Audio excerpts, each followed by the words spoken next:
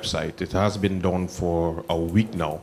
Are you aware of the situation, and what is, of course, your ministry doing to get the website back up as soon as possible? Thank you, Mr. Dick, for your question, and it's good to see you at press briefing.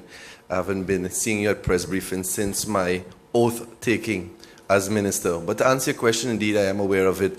You know, many of the inherited concerns and issues that the ministry has now continued to address and mitigate. So I have met with the Tourist Office Interim Director, Ms. Mei-Ling Chun, and we have finalized the advice, and we are now proceeding to make sure to mitigate that issue that was found in terms of the website not being active and get it up and running within short. To the question for based on media, do you aware of the criteria of the media? What's the status of a media personnel? Meaning, should they have certain identification in the public?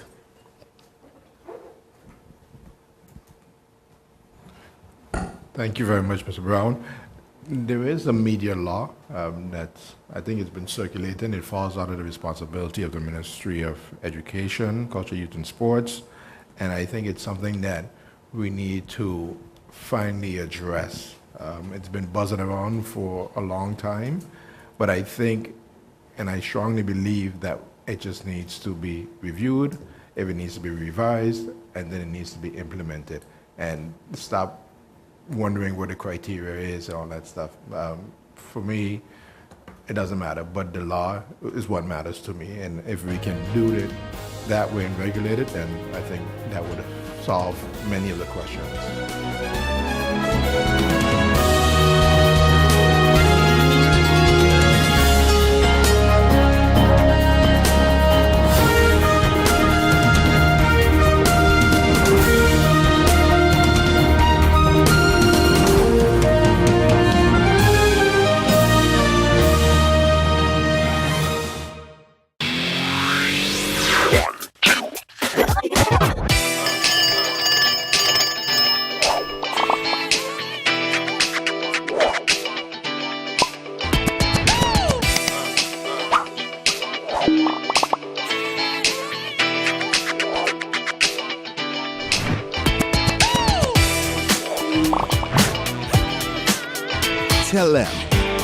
Connecting you.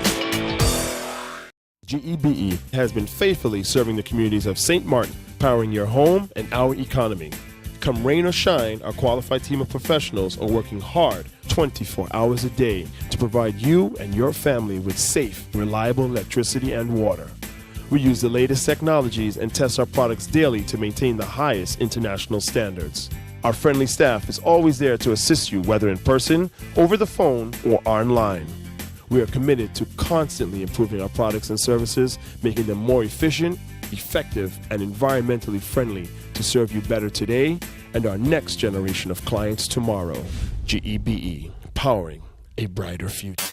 Our friend Megawati is here with tips to save you energy. 1. Turn your airco temperature up. 2. Use a ceiling fan instead. 3. Buy energy-saving products. Save some green with NVGE.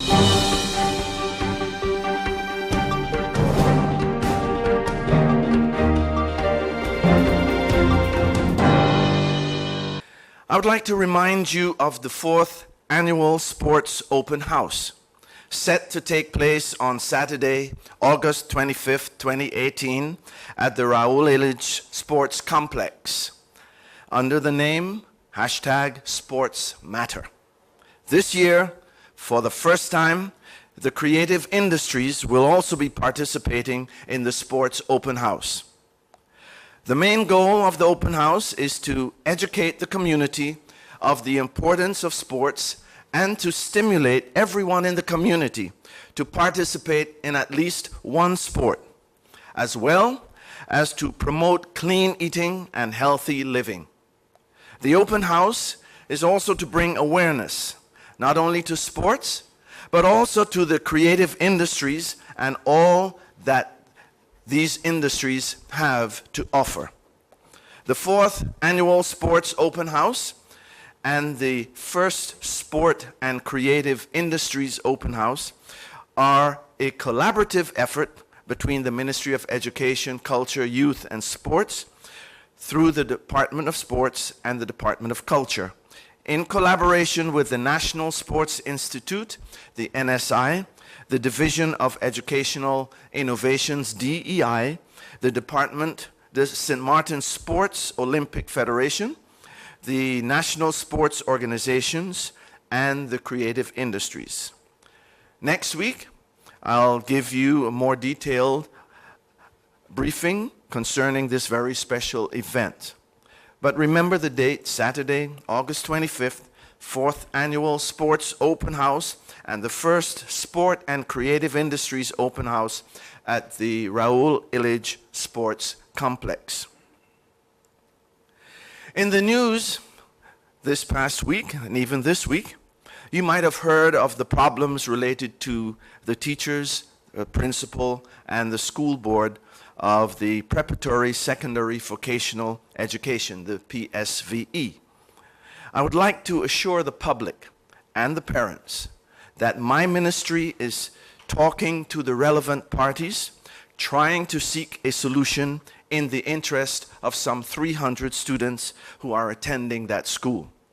For me, as Minister of Education, Culture, Youth and Sports, the goal and interest of all parties concerned should be ensuring that the students receive quality education, which is the reason why these students are in that school. So I will be reaching out to the relevant parties to seek a solution in the interest of the students. This past Sunday, I was at the airport to say bon voyage to 11 students who were going off to Tallahassee. These first-time study financing recipients were enthusiastic and positive about their future. Among them were students who were going to study psychology, finance, medicine, and accounting, among other studies. And we certainly wish them well and will be following up on their progress twice a year. Where were you on September 6th, 2017? I'm sure that most of us would answer, I was sheltering from Hurricane Irma, and I was praying for her to go away as quickly as possible. Yes, we all have memories of that destructive hurricane. We all were affected in one way or another. Our country suffered severe destruction on September 6, 2017. But you know what? We are resilient, and we are bouncing back and building back better and stronger. And that's what we do in St. Martin. In the first place, everyone, whoever you are and wherever you are, you can commemorate September 6, 2017. Come September 6th, that's 3 weeks from now, on Thursday, September 6th, the government is asking everyone in the country to reflect, just for 2 minutes, on the day Hurricane Irma struck St. Martin. Reflect on where you were before the hurricane. Give God thanks for life and for strength. Celebrate the strength and the resilience of St. Martin. And here's how we're going to commemorate September 6, 2017. On Thursday, September 6, 2018, 3 weeks from today, at exactly 9:06, 6 minutes after 9, we would like for everyone to stop whatever you're doing and reflect or commemorate. Why 9:06? The 9 represents the 9th month, that's September, and the 6 represents the 6th day of the month. So on September 6th, at 9:06, let us commemorate. Stop what we're doing. So if you're at work, you stop working for 2 minutes. If you're driving, stop driving for 2 minutes. and reflect. We would also like to capture those 2-minute reflections and share them with St. Martin. Leading up to the silent 9:06, you will be hearing more about how we can make those 2 minutes on September 6th as meaningful as possible.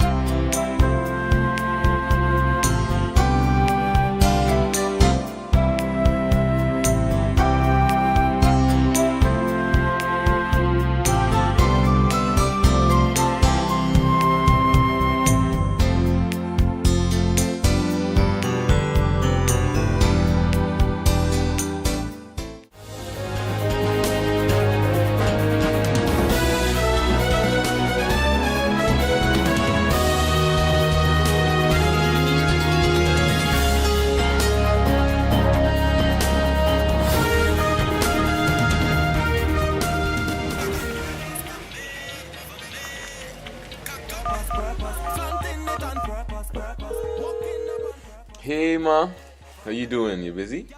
I hear, just paying some bills, taking care of business, you know what it is? I know, you're doing your online banking. I don't have to stand in those long lines to pay bills. I can transfer when I want. I can check my account wherever. It's like the bank open 24/7. I even here checking the statement right now as we're talking. How's Miami? Well, that's why I'm calling. I'm finishing up a few songs now, but I'm afraid that studio time might be more than I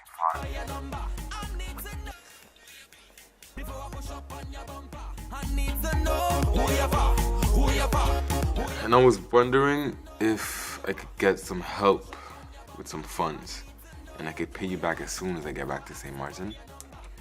Let me check my account. How much you need? I think 500 should be enough.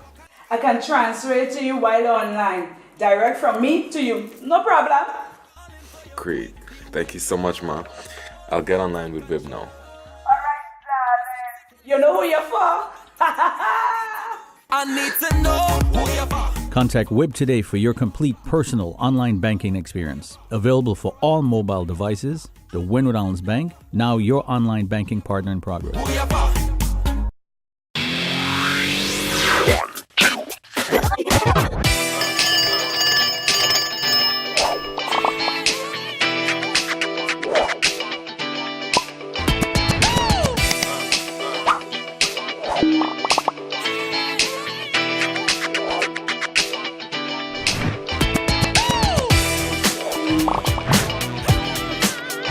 Tell them, connecting you.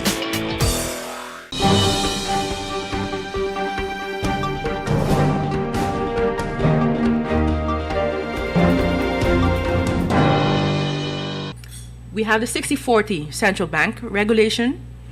This basically is the most important rule there is because it basically tells us how much we can invest in what market. Right now, we are bound to 60% in the local investments in the market in St. Martin, Curacao, 40% in the international investments. What we have done is use certain exemptions to put a little bit more overseas because we don't have enough viable, proper projects. And the second thing to keep in mind is that we also have our own internal investment policies, which devises from the rule of diversification to make sure that we don't have too many eggs in the same basket and that we don't concentrate too many investments in the same projects, business sector or industry.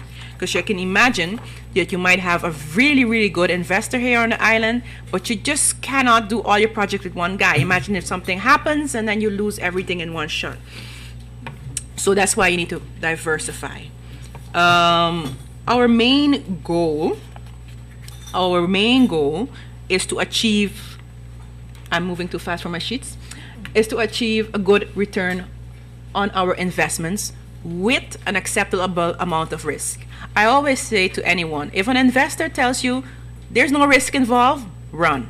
because there's always risk involved. The question is not if there's risk. The question is how much risk and is it acceptable? So this is what we do, manage the risk. So not every quote unquote good project fits the risk appetite of a pension fund. Obviously, I'm not Shark Tank, so you can't come and just pitch something and get some money from it. That's not how it works. Yeah, so, and I'm not Oprah Winfrey, I'm not giving it away for free. So the idea is to vet every project properly, look at every parameter, check the financials, and double check, sometimes even triple check, to make sure that you are basically running an acceptable amount of risk.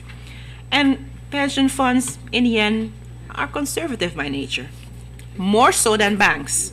So we require solid investments that match the reserves required to make future payments to their participants.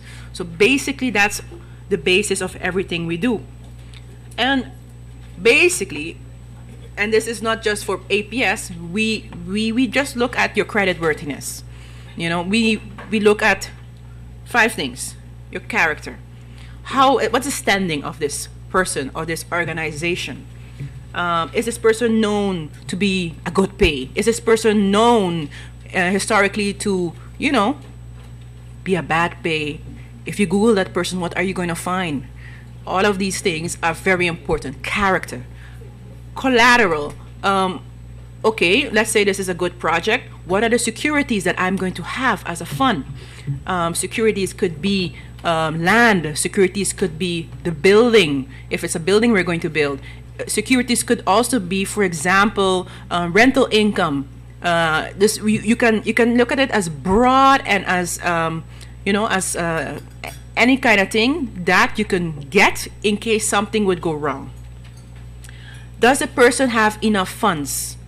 When you talk about capital and financing, I, as a fund, I'm not going to finance someone 100%. I need to see that they are also in this project 100% with me. So what you need to see is that somebody's also going to put in their own equity. You want to see that this person is basically putting their money, where they say they're going to put their money. So you need to be doing this tandem, because if I have something to lose, they also need to have something to lose. It's very important to have that kind of tandem when you have a project. And despite of all those type of things, it's also important to see what the conditions are of the market. Because you could have everything perfect, but if you don't have people to buy whatever you're selling, or to rent whatever you're renting, it's just not going to work. So sometimes good ideas just don't come at the right time. And that is also something that we look at. We substantiate whatever the investor comes with actual market conditions. And capacity is very important. You need to also be able to repay your loan. And it's not that I'm mentioning glass because it's least important. All of these factors are just as important as each other, but you need to be able to pay back your loan. And what happens if there's a storm? What happens if something changes in your company and you cannot make it as you used to? Well, that's why we do all kinds of stress tests on your in the financial models to make sure that you could take some hits before we start to worry.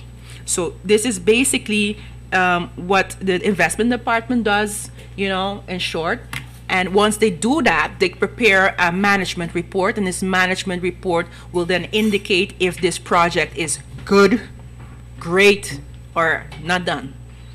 Then it will go to the investment committee. The investment committee is basically, like I explained in the beginning, a committee of experts that the board uses, to get an extra, certainty, a second opinion on what the staff and management reports to them.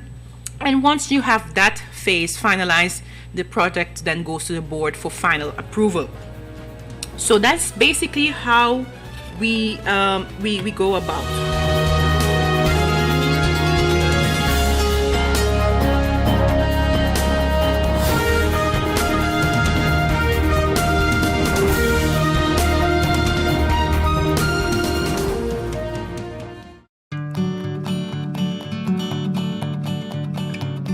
been said that behind every door, possibility awaits.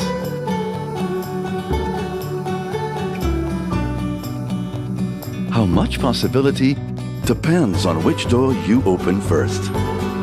Every day, we help our customers discover the possibilities in their lives. It all starts with a conversation. Scotiabank. Discover what's possible.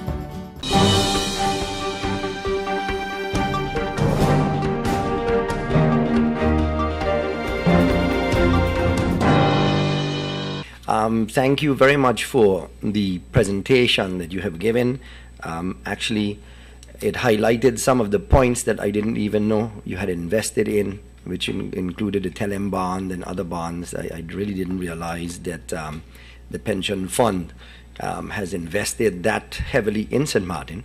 I will go on record.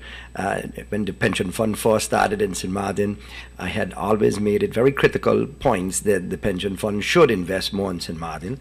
And I will state today, for the record as well, that I'm very proud to see the fact that you have invested quite heavily in St. Martin and also in very different, diverse projects. So not all focused in one area, but throughout the island. And that you have also looked at even the cultural aspects of the country in this. And I really congratulate you for that. There's a few points that I have. First of all, my congratulations on the project that you're doing in Cahill. I know that took quite some work with government to be able to push that property that government had bought and came up with a solution with you. One of the areas that you mentioned is the pricing of homes and the amount of requests for those homes. You only had, I think, 66 being built, and you already have over 300 requests. And I'm very sure that once people start seeing the homes, you'll get more than 300 requests, for sure. It goes to show you that, one, the need for housing in St. Martin is a very, very real one. And now I look to my good friend, the minister there as well, and that when he has on that hat as minister and he's sitting with our good friends in the World Bank, that they also understand the need of purchasing property on St. Martin to continue doing these investments. You know, too often we hear that these monies that are supposed to be available from the World Bank in the Netherlands, that they are that for St. Martin to decide where to use them. And then you hear that, well, we can't buy land, we can't build homes, but the request on St. Martin and the need for housing is very, very clear. And that is something that, again, you have reiterated today. Some of the reports that I have read through you, Mr. Chair, to the pension fund in particular, was that I can't remember which report I read it, but that the pension fund is still severely underinvested, and that in the future it can have the possibility of basically not having enough funds to be able to take care of its obligations towards the pensioners. First, my apologies for not remembering which report I read, but when I'm reading your positions that you're above the central bank averages, you're above, except for one index, I think you're above your own averages. So just to make sure that I am understanding, the solvency of our pension fund in the next 10, 20 years, can you more or less give us an inclination or an idea how you see the solvency of our pension fund in the years to come? Then you mentioned the fact about the boodle skating. How much exactly is do you estimate then in the boodle skating will it be for the pension fund? And is that in assets, or is that in cash that you're going to be receiving, so that again we would know more or less the total amount that will be owed to the pension fund of St. Martin. Then you also mentioned in one of your slides that the government owes you 39 million. That's what, current, or is that the total debt that the government owes you? Because I've always heard it being a lot more. Maybe I'm mixing it up with SZV, because I know that we owe, so 39 million, if it's only 39 million, and I say only because when I look at our budget deficits, it looks like a small number compared to our deficits itself, but I just want to make sure if that is the number that government owes you. And then you also made the point, and through you again, Mr. Chair, the issue of investing in especially projects on St. Martin. You said that the foreign investors move faster. And I've heard that position on many of the bonds that have been issued. I can remember when the airport was doing the bond, GB was doing a bond, that they said that basically the pension fund was too slow to react in terms of that. And no way am I telling you that you need to, invest in these companies, but seeing that the Minister of Finance, the one also that's politically responsible or answers on behalf of APS, that ministry in particular also gets the financials of nearly every government company. And if you want to invest, I'm very sure, I don't see what would be the reason to keep up to date on the financial positions of the government companies. You know that, for example, the airport is having major issues now, or challenges, let me call it, with her own bondholders. And I hate to see, especially foreign bondholders, holding the country or gun to the country's head, telling us that by this date, you better make up your mind or what we will do. I mean, one, I know for sure they can't pick up the airport, but at the same time, I don't think it's right nor appreciative of the position that we're going.